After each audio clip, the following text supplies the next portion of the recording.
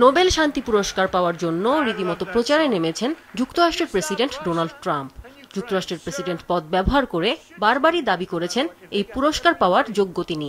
সবশেষ গত মঙ্গলবার জাতিসংঘ সাধারণ পরিষদের ভাষণেও তিনি একই দাবি করেছেন। আমি 7টি যুদ্ধ থামিয়েছি, প্রতিটি দেশের নেতাদের সাথে আলোচনা করেছি, কিন্তু চুক্তি চূড়ান্ত করতে সাহায্য করার জন্য জাতিসংঘের কাছ থেকে কখনো কোনো ফোন পাইনি।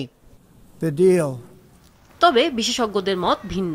তাদের মতে ট্রাম্প নোবেল পাবেন না, কারণ তিনি বৈশ্বিক শৃঙ্খলা নষ্ট করছেন, যা নোবেল কমিটি খুবই গুরুত্বের সাথে দেখে।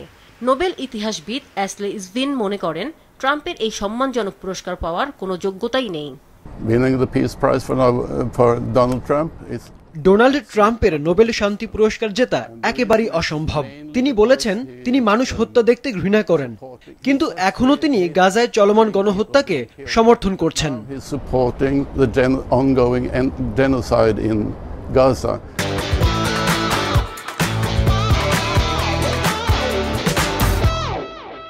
সুইডিশ বিজ্ঞানী আলফ্রেড নোবেলের উইলে বলা আছে, শান্তিতে নোবেল এমন কাউকে দেয়া উচিত যিনি বিভিন্ন দেশের মধ্যে সৌহার্দ্য বাড়াতে সবচেয়ে বেশি বা সেরা কাজটি করেছেন। পিস রিসার্চ ইনস্টিটিউট অসলোর পরিচালক নিনা গ্রেগারের মতে ট্রাম্প তা করছেন না। ট্রাম্প যুক্তরাষ্ট্রকে বিশ্ব স্বাস্থ্য সংস্থা এবং প্যারিস জলবায়ু চুক্তি থেকে প্রত্যাহার করেছেন। পুরনো বন্ধু ও মিত্রদের সঙ্গে বাণিজ্য যুদ্ধ শুরু করেছেন। He has, initiated a trade war on old friends and allies.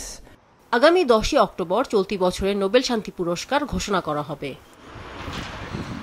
Amina লুসে, Maasranga, news day.